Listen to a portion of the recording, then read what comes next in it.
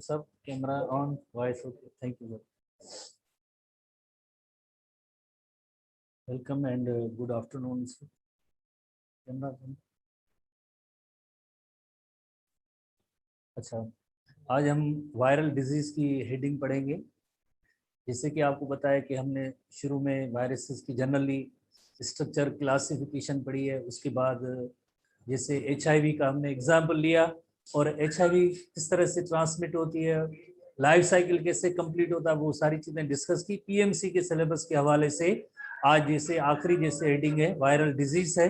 Viral disease जो खास तौर पे HIV को आपको डिटेल में डिस्कस करना है, बट ये वायरल डिजीज भी PMC के सिलेबस में शामिल है। तो वायरल डिजीज के हवाले से जैसे STB में भी पार्ट मौजूद है, STB का भी पार्ट मौजूद है, एज वेल एज जैसे NTB बुक है, इसमें भी वायरल डिजीज का जिक्र है। STB में तो बहुत ही सिंपल सी डिजीज है, यहाँ पे थोड़ी सी डिटेल है, ये पार्ट उसको कवर कर लेता है STB को, तो हम जाहिर है इन चीज़ों को थोड़ा फोकस देंगे, देखेंगे। वायरल डिजीज जैसे कि आप स्टूडेंट को मालूम है, कोई भी लाइक ह्यूमन बीइंग के हवाले से हमने जितने भी सिस्टम्स पढ़े थे, उसमें जब हम डिजीज सेक्शन में जाते हैं तो उसकी एक डेफिनेशन होती है, नंबर 2 काज या रीजन होता है, नंबर 3 की इसकी ट्रांसमिशन कैसे होती है, नंबर 4 इसमें जैसे ट्रीटमेंट कैसे होती है, नंबर 5 इसकी इससे प्रिवेंटिव मेजर्स क्या है, हम इस क्या प्रिवेंशन ले सकते हैं जिसकी वजह से ये डिजीज हम तक आए बिना। तो यही सेम हेडिंग्स हैं, छोटी छोटी सी हेडिंग्स हैं कि यानी डिजीज क्या है, कॉज क्या है, ट्रांसमिशन कैसे होती है, सिम्टम्स कौन सी होती है, और ट्रीटमेंट इफ अवेलेबल तो या प्रिवेंशन क्या है, हम किस तरह से बच सकते हैं, ये सारी हेडिंग्स होंगी। तो सबसे पहले जैसे एक डिजीज है जिसका नेम है हेपाटाइटिस। हेपाटाइटिस वर्ड हेपा लफ्ज की मीनिंग ही जैसे लिवर होती है, ITIS टाइटिस, ये इन्फ्लेमेशन लफ्ज के लिए इस्तेमाल होता है। The inflammation of liver, swelling of the liver is called hepatitis, उसे हम जनरली हेपाटाइटिस कहते हैं। हेपाटाइटिस के डिफरेंट रीजन्स हैं, उन रीजन्स में से वायरसेस भी इम्पोर्टेंट है, प्लस में अदर फैक्टर्स भी इम्पोर्टेंट है, जो हमारी जो उनकी डिटेल यहाँ पे टेक्स्ट बुक में नहीं है कि दूसरे कौन से फैक्टर जिनकी वजह से हेपाटाइटिस होती है, क्योंकि हम वायरस सेक्शन पढ़ रहे हैं तो वायरल हेपाटाइटिस ही पढ़ेंगे, बिकॉज हेपाटाइटिस के अदर देन वायरसेस भी रीजंस हैं, जैसे सर्टेन टॉक्सिक एजेंट्स हैं या कुछ ऐसी मेडिकेशंस हैं जिनकी वजह से भी हेपाटाइटिस हो सकती है। एक जैसे अल्कोहल की वजह से भी, अल्कोहल कंज्यूम करते हैं उनके हवाले से भी एक हेपाटाइटिस के जो है लाइक चांसेस मौजूद होते हैं। तो हम सिर्फ वायरल हेपाटाइटिस पढ़ेंगे कि वायरल हेपाटाइटिस वर्ड की मीनिंग होती है कि यानी ऐसी हेपाटाइटिस जो वायरसेस के जरिए ट्रांसमिट होती है, वायरसेस ही उनकी काज है, वायरसेस ही उनकी रीजन है, तो ऐसी हेपाटाइटिस को हम कहेंगे viral hepatitis. Such hepatitis is called viral hepatitis. तो सबसे पहले इस वायरल हेपाटाइटिस या जो जनरल पहली बात की जनरली हेपाटाइटिस में होता क्या है, और उसके बाद डिफरेंट टाइप्स हैं, हर एक पॉजिटिव एजेंट है, देन ट्रीटमेंट इफ अवेलेबल, तो वो भी हम इन चीजों को डिस्कस करेंगे, जो यकीनन हमारे PMC के सिलेबस में ये सारे पार्ट्स मौजूद हैं, हम इनको डिस्कस करेंगे। तो सबसे पहले जैसे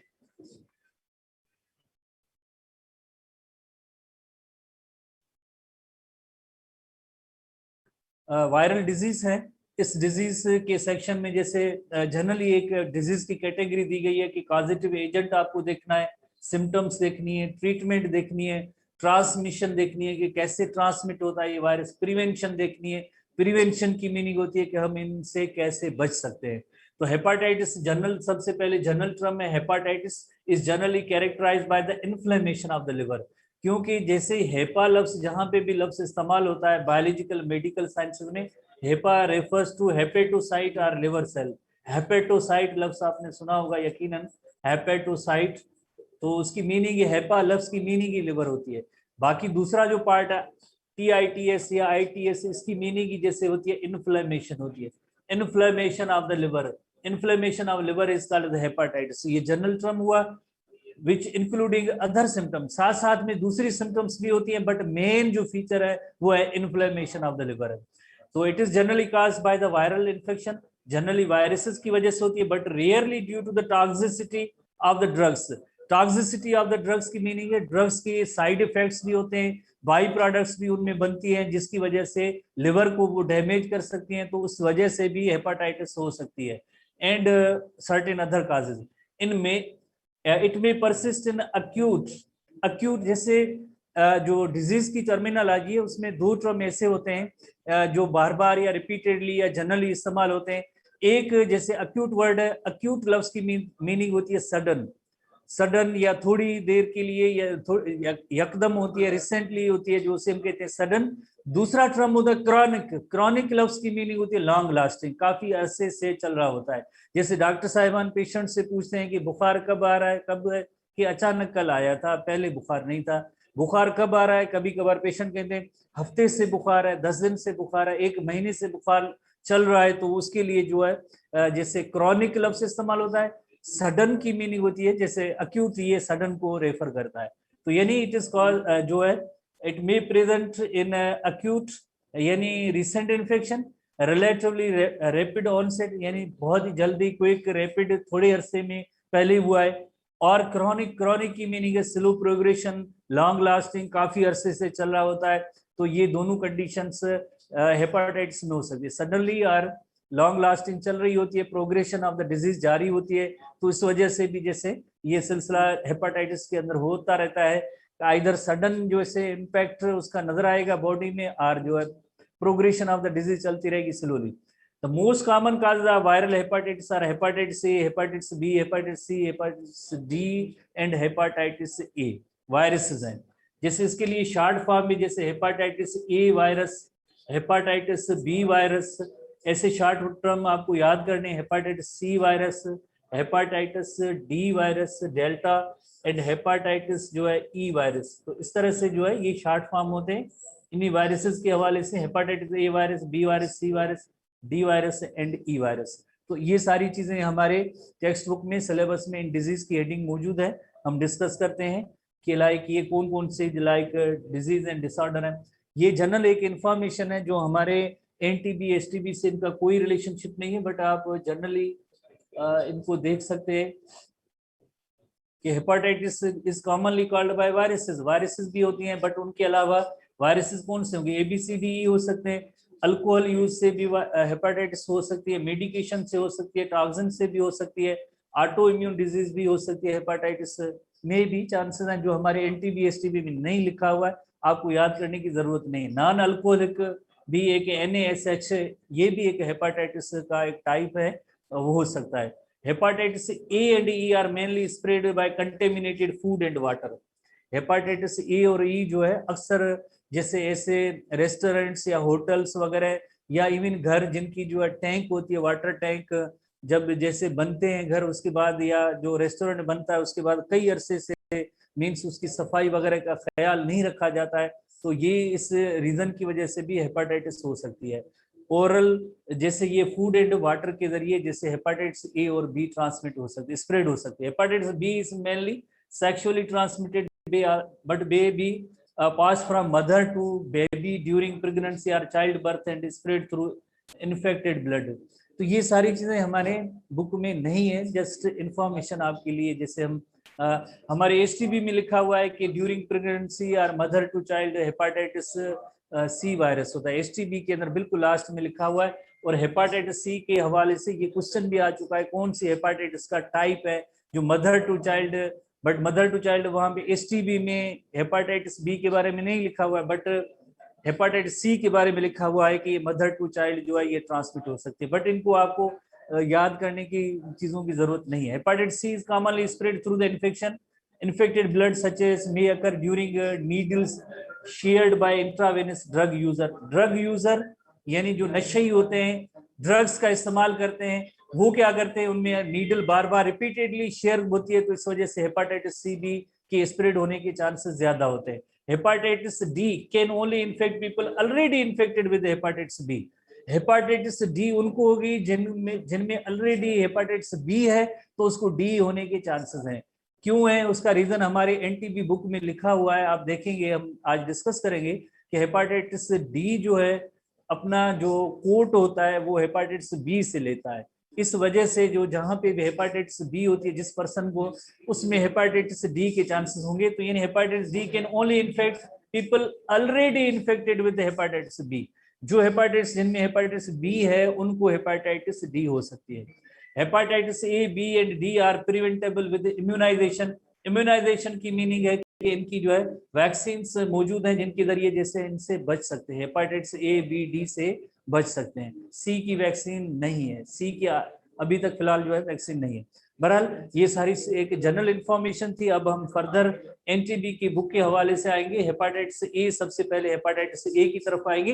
हेपाटाइटिस ए जैसे आपको पता है कि कोई भी डिजीज होती है, हमने थोड़ी देर पहले ही डिस्कस किया, हमारे एनटीबी बुक में भी लिखा हुआ है कि इस डिजीज का कॉज क्या है, ट्रांसमिशन कैसे होगी, सिम्टम कौन सी होंगी, ट्रीटमेंट किस तरह की है और प्रिवेंशन के मेजर्स क्या है, हम किस तरह से इस डिजीज से बच सकते हैं। तो हर एक hepatitis A B C D E के अंदर ये सारी चीजें, ये कॉलम्स बार बार रिपीटेडली आएंगे। तो आपको पता है कि काज क्या है, हेपाटाइटिस ए वायरस है, also called infectious hepatitis. Hepatitis A is called infectious hepatitis. ऐसे टर्म्स टर्मिनोलॉजी जो टेक्स्ट बुक में दी गई है जिनको आप यकीनन याद करेंगे। काफी सारे पुराने टर्म्स हैं, प्रीवियसली यूज होते थे, पास्ट में यूज होते थे, बट आजकल जैसे जनरली बोलते हैं हेपाटाइटिस ए है और इसका कॉज या वायरस हेपाटाइटिस ए वायरस है। हेपाटाइटिस ए वायरस है कॉज बाय हेपाटाइटिस। ट्रांसमिशन की कैसे होगी, फीकल ओरल रूट होगी, फीकल ओरल रूट होगी। Faecal refers to faeces, fecal refers to feces that are the undigested food material. Oral refers to mouth,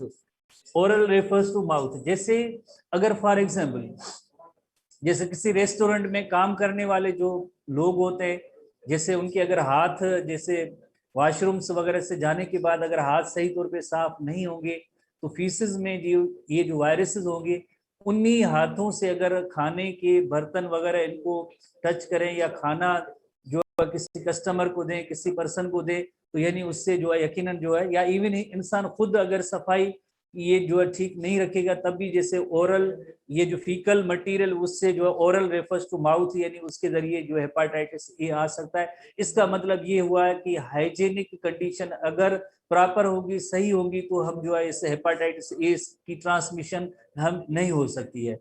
ठीक है, तो hepatitis A oral faecal route उसके जरिए और फीकल ओरल रूट के जरिए ट्रांसमिट होती है। सिम्टम क्या होंगी, typically symptoms are fever, loss of appetite. Appetite की मीनिंग होती है desire to eat, desire to eat. यानी जैसे किसी भी पर्सन को अगर हेपाटाइटिस ए होती है तो उसके बाद जैसे खाने का टाइम होगा, यकीनन हर इंसान को 4 या 5-6 घंटे के बाद भूख का एक एहसास होता है। तो चाहे कितनी भूख क्यों ना हो, बट ऐसे पर्सन को जैसे खाने का तलब एहसास जो एक शिद्दत होती है वो महसूस नहीं हुई, वो ऐसे महसूस करेंगे कि जैसे हमारा पेट जो भरा हुआ है, खाने की कोई जरूरत नहीं है। That is called the loss of apatite, उसे हम कहेंगे loss of apatite. Loss of apatite. Nausea एक कंडीशन होती है, वोमिटिंग की कंडीशन होती है। दूसरी कंडीशन जैसे होती है नोजिया। नोजिया की मीनिंग होती है जैसे कोई चीज बाहर नहीं आएगी, एक फीलिंग, एक जैसे एक एहसास होता है कि जैसे अभी वोमिटिंग होने वाली है, that condition is called nausea, उसे हम कहते हैं। नोजिया, वोमिटिंग भी हो सकती है, जॉन्डिस भी हो सकती है। जॉन्डिस एसटीबी के अंदर भी टर्म मौजूद है। येलोइश और greenish pigmentation of the skin and whiteness of the eyes. Whiteness of the eyes हो जाए, स्किन येलोइश या ग्रीनिश हो जाए, इस कंडीशन को हम कहते हैं जॉन्डिस कहते हैं। ये क्यों है, due to high bilirubin level. High bilirubin level होती है तो उस वक्त ये जॉन्डिस होती है। स्किन की जो है येलोइश और ग्रीनिश पिगमेंटेशन हो जाती है और आईज जो व्हाइटिश हो जाती है, this condition is called as jaundice. Definition वगैरह की याद करने की कोई जरूरत नहीं है, जस्ट टर्म याद करेंगे। ये jaundice is the characteristic symptom of hepatitis A. Hepatitis A के अंदर जॉन्डिस भी हो सकती है। Dark urine, pale faeces and are also seen. ऐसी भी सिचुएशन होती है, यूरिन का कलर है वो डार्क हो जाता है, येलो, ऐसे डार्क येलो हो जाता है। ये भी एक सिम्टम होती है किसकी, हेपाटाइटिस ए की होती है। Treatment, no antiviral therapy is available. इसकी कोई भी एंटीवायरल थेरेपी अवेलेबल नहीं है। प्रिवेंशन क्या है, एक्टिव इम्यूनाइजेशन। एक्टिव इम्यूनाइजेशन क्या है, वैक्सीन है। You know very well, vaccine के जरिए जैसे इसको कंट्रोल किया जा सकता है, डिजीज होगी नहीं। प्रॉपर हाइजीन, हाइजीन की मीनिंग होती है सफाई आप रखेंगे तो यकीनन ऐसी डिजीज से बचा सकता है। अगर सफाई नहीं होगी तो यकीनन ये फीकल ओरल रूट के जरिए पहुंच सकता है। तो यानी इसमें बाकी मजीद जैसे अब क्या बताएं आप, जैसे टेस्ट की स्टूडेंट है, ये सारे ऐसे कॉलम्स या डेफिनेशन या हेडिंग्स हैं जिनको आपको याद करना है, नथिंग एल्स, कोई ऐसी बड़ी लॉजिक नहीं है। और जैसे हमारे टेक्स्ट बुक में, जैसे पुराना टेक्स्ट बुक एसटीबी जो, उसमें जैसे लिखा होता है कि वायरस की जो है स्ट्रक्चर कैसी है, उसमें जैसे हेपाटाइटिस ए वायरस है वो इन्वेलप्ड होता है, hepatitis A virus is enveloped virus है, इन्वेलप्ड वायरस है। और इसमें सिंगल स्ट्रैंड ऑफ आरएनए होता है, सिंगल स्ट्रैंड ऑफ आरएनए होता है हेपाटाइटिस ए वायरस जो एनवेलप्ड है, और single stranded of single RNA strand होता है, इसे हम कहेंगे हेपाटाइटिस ए की जैसे जैसे स्ट्रक्चर है। जैसे एनटीबी में तो नहीं है, बट एसटीबी के अंदर एक छोटी सी पॉइंट मौजूद है जिसको आप देख सकते हैं। उसके बाद हेपाटाइटिस बी है, कॉजेटिव एजेंट यकीनन hepatitis B virus is caused by hepatitis B virus HBV, hepatitis B virus की वजह से होता है। पास्ट में पुराने यानी टाइम्स में इसे सीरम हेपाटाइटिस बी कहा जाता है।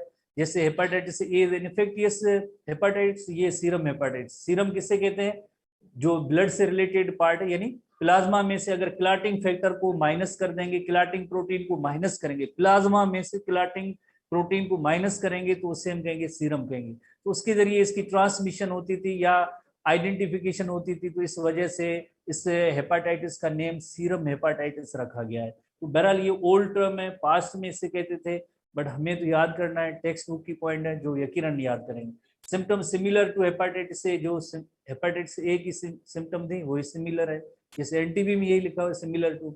सिमिलर कौन सी, जैसे आपने यकीनन जॉन्डिस जैसे पढ़ा था, इन्फ्लेमेशन है, जॉन्डिस है, इन्फ्लेमेशन है, फीवर है। और इसी तरह से आपने ये भी पढ़ा कि लॉस ऑफ एपेटाइट होता है, ये सारी चीजें, वोमिटिंग और जिससे वोमिटिंग है या नोजिया वगैरह, ये सारी सिम्टम हेपेटाइटिस से।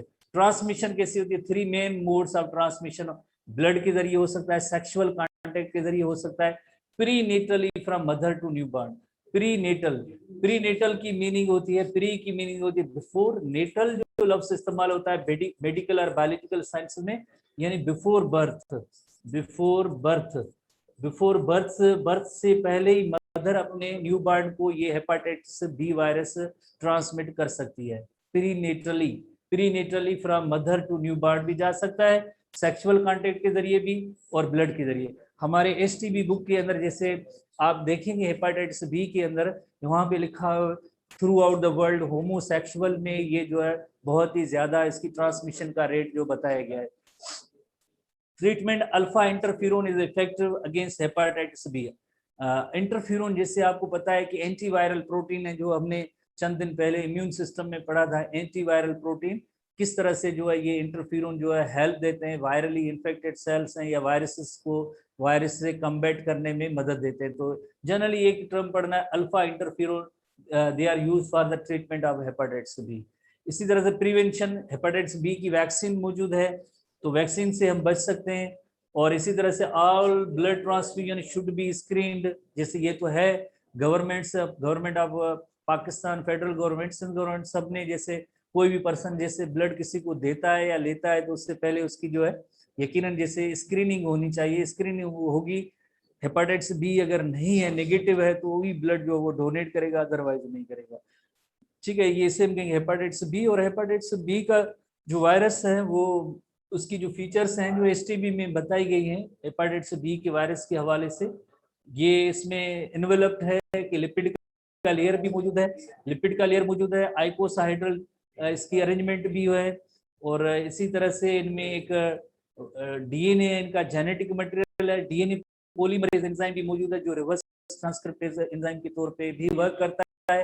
हमारे एसटीबी बुक में रेट्रोवायरसेस की कैटेगरी में, रेट्रोवायरसेस की कैटेगरी में हेपाटाइटिस बी को रखा गया है। एक HIV virus is retrovirus, hepatitis B virus is also retrovirus because इसके अंदर जो है ये डीएनए पॉलीमरेज एंजाइम होता है that has reverse transcriptase activity, जिसकी जो है रिवर्स ट्रांसक्रिप्टेज एक्टिविटी है, इस वजह से इस वायरस को, हेपाटाइटिस बी वायरस को रेट्रोवायरस भी कहते हैं। ठीक है, रेट्रोवायरस की कैटेगरी में आता है, कोई ज्यादा डिटेल नहीं है। उसके बाद नेक्स्ट आएगी हेपाटाइटिस सी वायरस है। Hepatitis C is caused by hepatitis C virus, word से जाहिर है हेपाटाइटिस सी वायरस की वजह से ट्रांसमिशन ब्लड के जरिए, ओनली ब्लड के जरिए। एसटीबी में जैसे हमारे यहाँ लिखा हुआ है कि during pregnancy, mother to child या सेक्सुअल कॉन्टेक्ट वगैरह लिखे, बट एनटीबी के अंदर जैसे ये लिखा हुआ है तो बस आप क्या करें, आप इसको फोकस करें, ज़्यादा फोकस करें। और symptoms like the hepatitis B, और हेपाटाइटिस बी की सिम्टम कैसी है, हेपाटाइटिस ए की जैसी है, तो ये कंटिन्यूटी है, सेम चली आ रही है। Treatment combination of alpha interferon and ribavirin. Ribavirin एक ड्रग है जो एंटी वायरल ड्रग है, राइबाविरिन उसका नेम है। अल्फा इंटरफेरोन ये भी जिस तरह से ड्रग्स है जो are use to treat hepatitis C. इसकी कोई वैक्सीन अवेलेबल फिलहाल नहीं है, और इससे बचा इस तरह से जा सकता है कि यानी ब्लड की जो स्क्रीनिंग की जाए, टेस्ट की जाए कि अगर किसी पर्सन में कोई ऐसा इन्फेक्टियस एजेंट है तो उसका ब्लड ना लिया जाए। अगर किसी पर्सन में है तो वॉलेंटरली वो किसी पर्सन को ब्लड ना दे, क्योंकि उसमें ऑलरेडी एक इन्फेक्शन मौजूद है, दूसरे पर्सन को भी उसकी ब्लड से हो सकती है। तो इसी तरह से हेपाटाइटिस सी वायरस है, हेपाटाइटिस सी वायरस उसकी थोड़ी सी स्ट्रक्चर के हवाले से भी देखेंगे, ये भी इन्वेलप्ड है। जैसे हमारे टेक्स्ट बुक में एसटीबी में इतना नहीं है, तो ये इन्वेलप्ड है, पॉजिटिव सेंस है, आरएनए वायरस है, आरएनए वायरस है, ऐसी यकीनन आपके पास इलस्ट्रेशंस मौजूद हैं, तो ये आप इनको नोट करते, डिटेल नहीं है, ज्यादा डिटेल नहीं है। उसके बाद हम हेपाटाइटिस बी की तरफ आएंगे। जैसे हमने थोड़ी देर पहले पढ़ा था, जिस पर्सन को हेपाटाइटिस बी होती है, जिस पर्सन को हेपाटाइटिस बी होती है तो उसको डी के होने के चांसेस है। डी तभी होगी किसी पर्सन को, यानी जिसमें ऑलरेडी हेपाटाइटिस बी है उसको डी होने के चांसेस होते हैं, अदरवाइज नहीं, क्योंकि इसकी जो मल्टीप्लीकेशन या रिप्रोडक्शन के लिए जो कोट होता है, वायरल कोट होता है डेल्टा वायरस का, हेपाटाइटिस डी वायरस का, वो हेपाटाइटिस बी वायरस से लेता है। तो है delta hepatitis B virus, that is the delta. Cause क्या है, viroid is hepatitis D. Viroid जैसे एक जैसे छोटा सा टर्म है, वायरियन आपने पढ़ा था, एक लफ्ज वायरस, वायरियन, वायरवाइड। पिरियन भी है, जैसे फर्स्ट ईयर में जैसे एसटीबी के अंदर पिरियन टर्म भी है, इन्फेक्टियस प्रोटीन है। वायरवाइड क्या होता है, वायरवाइड जस्ट जेनेटिक मटेरियल होता है, उसके बाहर जो प्रोटीन का कोट नहीं होता है, तो उसे हम कहेंगे वायरवाइड। और जेनेटिक मटेरियल भी मोस्टली आरएनए होता है, आरएनए होता है, जैसे हमारे एसटीबी बुक में भी लिखा हुआ है, जैसे वायरवाइड दे कॉज प्लांट डिजीज, इस तरह से लिखा हुआ है। तो वायरवाइड यानी जस्ट ओनली उसके अंदर क्या होगा, जेनेटिक मटेरियल आरएनए होगा, प्रोटीन कोट आर कैप्सिड नहीं होगा, तो उसे हम कहेंगे वायरॉइड। क्योंकि ये इन्फेक्शन कराता है, डिजीज कराता है, होस्ट के अंदर जाके अपनी मल्टीप्लीकेशन करता है, तो इस वजह से इनको वायरस की कैटेगरी में रखा गया है। पिरियन जो इन्फेक्टियस प्रोटीन है उसके अंदर कोई जेनेटिक मटेरियल नहीं है, जेनेटिक मटेरियल नहीं है, इन्फेक्टियस प्रोटीन है, तो इनको पिरियन को इस कैटेगरी में क्यों रखा गया है, बिकॉज पिरियन जब भी मीन्स किसी पर्सन में जाते हैं तो डिजीज भी कराते हैं, अपनी मल्टीप्लीकेशन भी कराते हैं, तो ऐसे इन्फेक्टियस पार्ट को हम कहते हैं पिरियन कहते हैं। बहरहाल हम वायरवाइड की तरफ आ रहे हैं। तो जैसे हमने देखा कि हेपाटाइटिस डी उन पर्सन को होती है जिनमें ऑलरेडी हेपाटाइटिस बी होता है, तो यानी उसका जो कोट होता है वो कहाँ से लेगा, यकीनन ये कोट हेपाटाइटिस बी से लेगा। तो वायरवाइड हम इसे कहते हैं compose Holi of the short strand of circular RNA strand होता है, इनमें नो प्रोटीन कोड वगैरह नहीं होता है। तो ट्रांसमिशन कैसे होगी, hepatitis B virus can only enter the human liver cell if it is enclosed in a capsid that contains binding protein and it obtains this from hepatitis B virus। वो hepatitis B virus से जो है ये लेता है, coat लेता है। The viroid then enters the blood stream and can transmit via blood or serum transfusion। then उसके बाद यही वायरस जो है ब्लड स्ट्रीम में दाखिल होके चला जाता है। बट इसके लिए क्या होना चाहिए, उस पर्सन में हेपाटाइटिस बी होगी तो बी होगी, अदरवाइज नहीं। Symptoms like the as an hepatitis B but more severe, but इसकी जो सिम्टम्स होंगी मोर सीवियर होगी। Treatment same as hepatitis B, जो हेपाटाइटिस बी की है, तो यानी ये कंटिन्यूटी चली आ रही है, कोई ऐसी खास तौर पे इतनी बड़ी बात नहीं है। आप जैसे टेस्ट के स्टूडेंट के हवाले से आप इनको आसानी से याद कर सकते। आखिरी hepatitis that is hepatitis D है। हेपाटाइटिस डी के बाद ई है, ई पे आते हैं। It is caused by hepatitis E virus, HEV, hepatitis E virus. Transmission कैसे होती है, transmission again faecal oral route के जरिए। Faecal oral route, faecal refers to faeces, undigested food material faeces, oral refers to mouth. तो इस root के जरिए ये ट्रांसमिट होगी। और प्रिवेंशन नॉट एंटीवायरल ट्रीटमेंट कोई भी नहीं है, और नहीं जो है जैसे इसकी वैक्सीन है। और प्रॉपर हाइजीन, जाहिर oral faecal oral root hygiene हम उसका ख्याल रखेंगे तो इन डिजीज से भी बच सकते हैं। तो इस तरह से ये वायरल डिजीज थी, हेपाटाइटिस वायरल हेपाटाइटिस। उसके बाद मजीद और भी जैसे डिजीज हैं, जैसे हर्पेस है, जनरली एक हर्पेस है, हर्पेस एक ओरल होती है और दूसरी होती है जैसे हर्पेस सिंप्लेक्स है। एसटीडी की सेक्शन में चैप्टर 4 इंटर में भी ये शामिल है, शायद हमने पढ़ा था। तो हर्पेस सिंप्लेक्स वायरल डिजीज है, सुपरफिशियल वायरल इन्फेक्शन है। सुपरफिशियल की मीनिंग होती है जो स्किन रिलेटेड होंगी, जो आउटर सरफेसेस पे इनकी असरात बज़ाहिर नजर आएंगे, तो उसे हम कहेंगे सुपरफिशियल वायरल इन्फेक्शन है। Characterised by one or more painful fluid filled sores and blisters. Sores and blister, जैसे आपको पता है कि कभी कभार ऐसी स्किन के ऊपर इंजरीज हो जाती हैं, कभी कभार स्किन के ऊपर एक ऐसी सैक या बैग बन जाती है जिसके अंदर लिम्फ भी जमा हो सकती है, ब्लड भी जमा हो सकती है, या पस भी जमा हो सकती है, उसे हम कहेंगे ब्लिस्टर कहेंगे। बाकी जस्ट एक इंजरस पार्ट है, डैमेज एरिया है, तो उसे हम कहेंगे सोर कहेंगे। तो यहाँ पे कोई रेज पोर्शन नहीं होगा इसमें। ब्लिस्टर में क्या होगा, यकीनन ऐसा एलिवेटेड और रेज पोर्शन होगा जिसके अंदर कोई ना कोई फ्लूइड आके जमा होती है, तो उसे हम कहेंगे ब्लिस्टर कहेंगे। तो यानी ऐसी डिजीज में जो ब्लिस्टर्स एंड सोर्स अपीयर होते हैं। ब्लिस्टर क्या होता है, एलिवेशन ऑफ द, एलिवेशन की मीनिंग होती है raised portion of the skin is called as a blister, appears on the skin of or epithelium of the outer opening of the body. Itching, tingling itching, tingling itching इसकी meaning होती है कि painful irritating. जो टिंजलिंग एक general term है, English का term है। Prickling और स्ट्रिंगिंग सेंसेशन, जैसे कोई चुभ रही है चीज, स्ट्रिंगिंग और प्रिकलिंग जैसे सेंसेशन होती है, तो उसके लिए टिंजलिंग कोई बायोलॉजी का टर्म नहीं है, इंग्लिश का वर्ड है टिंजलिंग। इचिंग और बर्निंग में be felt on the skin before the blister appear. तो यानी जैसे एक पर्सन है, उसकी स्किन नॉर्मल है, उस पर जब भी ऐसा ब्लिस्टर अपीयर होता है तो यहाँ पे हद दर्जे की खारिश जिसे आप कहें वो होगी। तो थोड़े चंद दिनों के बाद जैसे उसमें एक ब्लिस्टर अपीयर हो जाता है, स्किन पे पहले खारिश सी होगी तेज चुभने वाली, और उसके बाद चंद दिनों के बाद उसमें एक ब्लिस्टर अपीयर होगा, ठीक है। और देन ब्लिस्टर इसमें यकीनन फ्लूइड से भर जाएगा। फ्लूइड देन जो आपको पता है वहां से जो है फट सकता है, ये ब्लिस्टर रिलीज भी हो सकती है, या कभी कभार इत्तेफाकन हमारे जो ऐसे ज्यादा इचिंग की वजह से भी ऐसे ब्लिस्टर्स जो है फट सकते हैं। फटने के बाद उसके ऊपर एक सख्त किस्म का, हार्ड किस्म का थोड़ी सी एक कवर आ जाता है जिसे क्रस्ट कहते हैं। जैसे हम कहते हैं आमतौर पे कहते हैं कि अब जख्म भर गया है, अब ये इसके ऊपर जो है स्किन एक थोड़ी स्किल जैसी स्किन उस पर आ गई है, तो उसे क्रस्ट कहते हैं, ठीक है। ये मेडिकल टर्मिनोलॉजी है।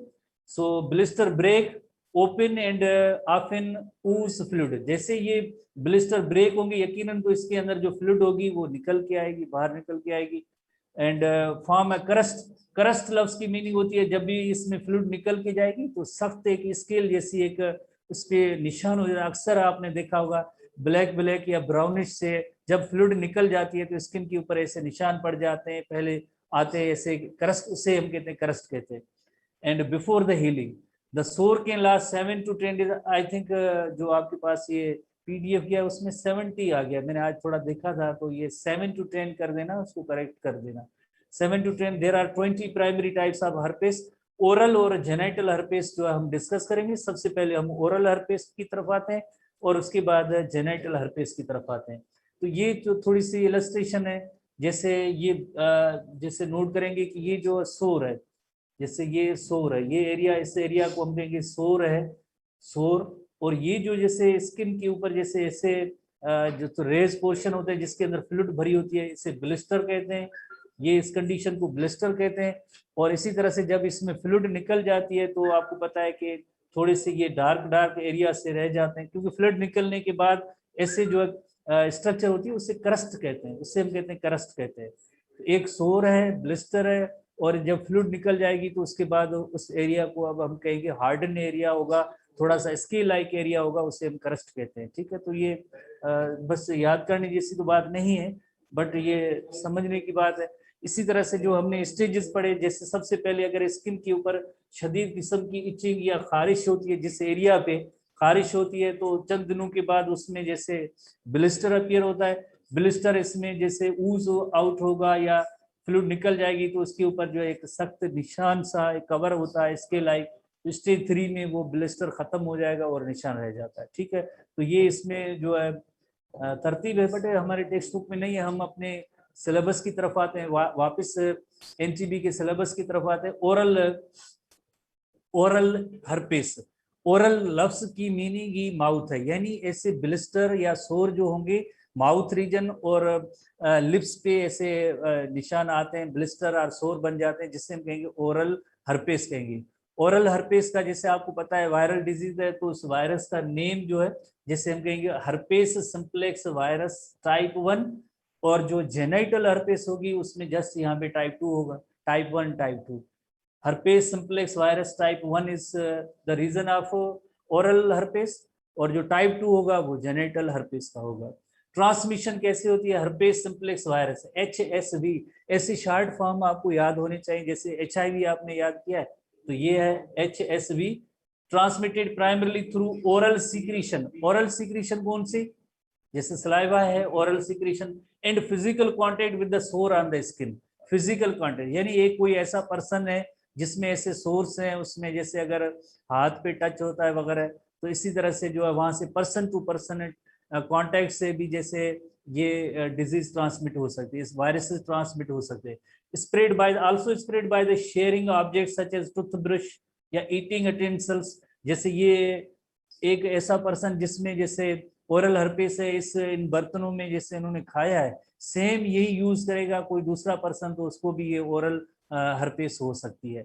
ठीक है, इसी तरह से सिम्टम्स में जैसे आपको पता है ब्लिस्टर सब होते हैं, ब्लिस्टर जैसे आपने थोड़ी देर पहले पढ़ा है, स्किन के ऊपर जैसे ऐसे एलिवेटेड पोर्शन होते हैं जिसके अंदर यकीनन कोई लिक्विड फ्लूइड ब्लड पस या जो इस तरह से लिम्फ वगैरह जो चीजें जो जमा हो जाती है, तो उससे हम कहते हैं ये ब्लिस्टर कहते हैं। कहाँ पे अपीयर होंगे, लिप्स एंड अराउंड माउथ, क्योंकि ये ओरल हर्पेस है तो ओरल रेफर्स टू माउथ, तो लिप्स एंड माउथ रीजन पे ऐसे ब्लिस्टर अपीयर होंगे, ये निशानी होती है ओरल हर्पेस।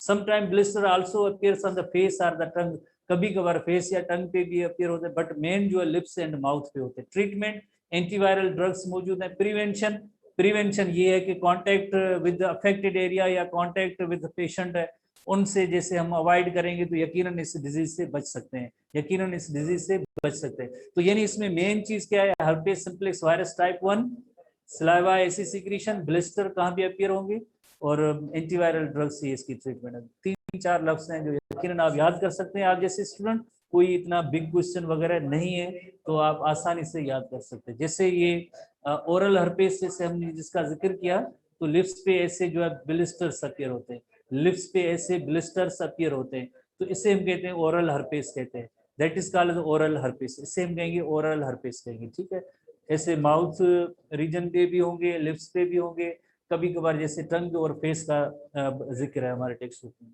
उसके बाद जैसे नेक्स्ट है genital herpes. Genital refers to reproductive reproduction या रिप्रोडक्टिव पार्ट्स है, उन पे ऐसे जो है ब्लिस्टर और सोर, जैसे ऐसे जेनाइटल जो रीजन है उस जेनाइटल रीजन में मेल रिप्रोडक्टिव ऑर्गन जैसे कप्युलेटरी ऑर्गन इज द पेनिस है, विजाइना है, बुटॉक्स एंड एनस जो है, उन रीजन में ऐसे जो है ब्लिस्टर्स अपीयर हो तो उसे हम कहेंगे कि ये जेनाइटल हर्पेस है। Genital herpes caused by herpes simplex virus type 2, जैसे HSV1 जो है, HSV1 जो है आपने देखा कि ओरल हर्पेस है, और ये जो 2 है टाइप 2 जो है यकीनन जैसे जेनाइटल हर्पेस का रीजन है। ट्रांसमिशन कैसे होती है, ट्रांसमिशन ड्यूरिंग सेक्सुअल कांटेक्ट, जैसे इंटर क्लास में चैप्टर 4 के अंदर हमने पढ़ा था एसटीडीज में भी ये मौजूद है, तो सेक्सुअल कांटेक्ट के जरिए जैसे जेनाइटल हर्पेस की ट्रांसमिशन होती है। One with already herpes virus 2 infection, symptoms क्या होंगी, सोर्स अपीयर होंगे कहाँ पे, ऑन द, जैसे ये रीजन्स हमने जेनाइटल रीजन्स का जिक्र किया, इन पे सोर्स होते हैं। ट्रीटमेंट एंटीवायरल ड्रग्स हैं। प्रिवेंशन, कैसे पर्सन से जो पेशेंट से इनसे जो है कॉन्टेक्ट से जो अवॉइड किया जाएगा, यकीनन तो जेनेटल हर्पेस से बच सकते हैं। ठीक है, वेरी सिंपल है, इसमें कोई इतनी बड़ी कोई ऐसी बात नहीं है। उसके बाद नेक्स्ट हम आते हैं वायरल डिजीज में, पोलियो माइलेटिस। पोलियो जो जैसे आपको पता है कि एक बहुत ही क्रिपलिंग यानी डिसेबिलिटी का रीजन होता है, जैसे अगर किसी पर्सन को एक बार जैसे पोलियो हो जाता है तो उसके बाद उस पर्सन की माजूरी ता हयात रह जाती है, तो एक क्रिपलिंग डिजीज है, क्रिपलिंग डिजीज है। अक्सर में भी आपने कुछ पर्सन देखे होंगे जो जैसे उनमें चलने की जैसे एबिलिटी नहीं होती है, उनके लेग्स की मसल्स जो होती हैं खास तौर पे वो डैमेज हो जाती है, हालांकि लेग बोन वगैरह सब ठीक पड़े बट वहाँ पे ऑर्डर या कमांड वहां तक नहीं आ सकते हैं। तो ये कैसे हो सकता है, कैसे पॉसिबल है, तो उसके हवाले से जैसे, और मोर ओवर आपको पता है पूरी दुनिया के अंदर जैसे पोलियो इराडिकेट हो चुका है। इराडिकेट की मीनिंग है खत्म हो चुका है, निकल चुका है, कहीं पे भी पोलियो की डिजीज नहीं है, पोलियो माइलिटिस की कोई कहीं पे डिजीज नहीं है। सिर्फ 2 कंट्रीज हैं, 2 कंट्रीज हैं जहाँ पे इस वक्त दुनिया के अंदर जो पोलियो है। एक है हमारा अपना country Pakistan, and number 2 Afghanistan. इन दोनों रीजन में ये पोलियो की एग्जिस्टेंस है, बाकी सारी दुनिया से इराडिकेट हो चुका है, खत्म हो चुका है। ठीक है, तो पोलियोमाइलिटिस पोलियो वायरस है जो एक एंट्रोवायरस है। एंट्रोवायरस जो ऐसा वायरस होता है, एंट्रोवायरस,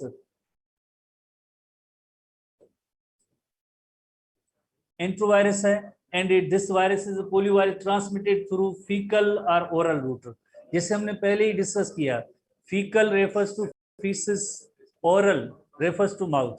जैसे फीसिस के हवाले से उसमें जैसे ये ऐसे वायरसेस होते हैं, अगर यही वायरसेस अगर हमारे किसी सोर्स के जरिए माउथ में आ जाएं, डाइजेस्टिव ट्रैक्ट में आएंगे, डाइजेस्टिव ट्रैक्ट में आने के बाद ये सर्कुलेटरी सिस्टम में और ब्लड के अंदर आएंगे, ब्लड के बाद ये ब्रेन में, ब्रेन के बाद जो स्पाइनल कार्ड तक आएंगे।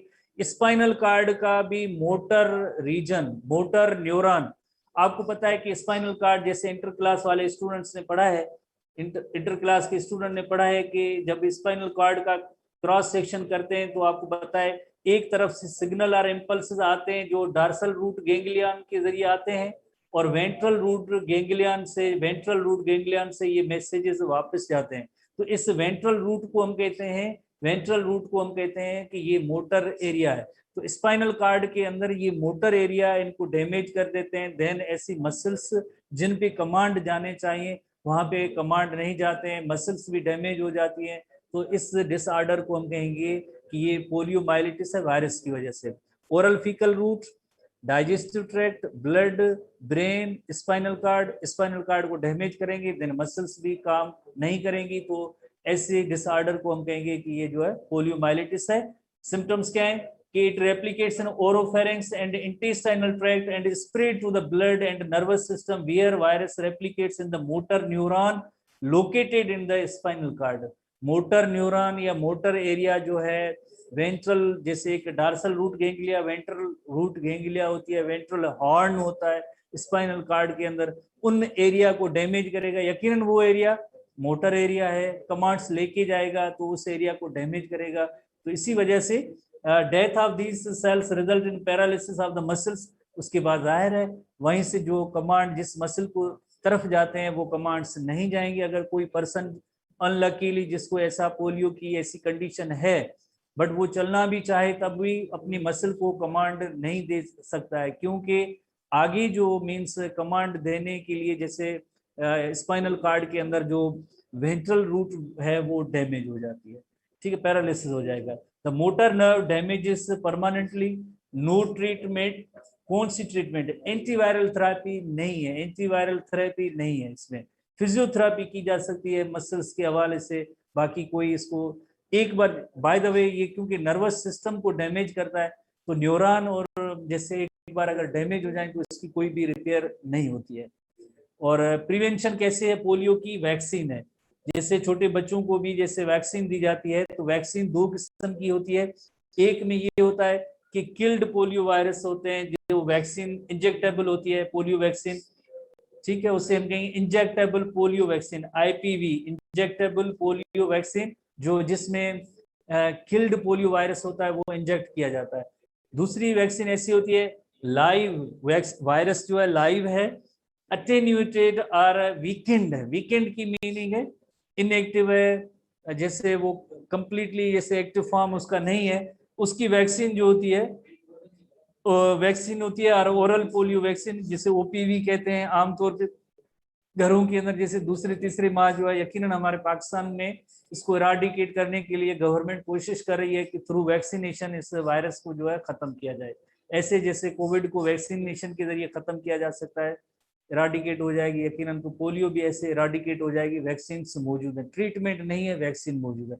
और वैक्सीन आपको पता है कि प्रिवेंटिव इन नेचर होती है, तो जैसे ये इलस्ट्रेशन है, जैसे आपको पता है कि एक स्पाइनल कार्ड के अंदर डार्सल रूट गेंगलिया होती है, डार्सल रूट गेंगलिया के अंदर ये इंफॉर्मेशन आती है।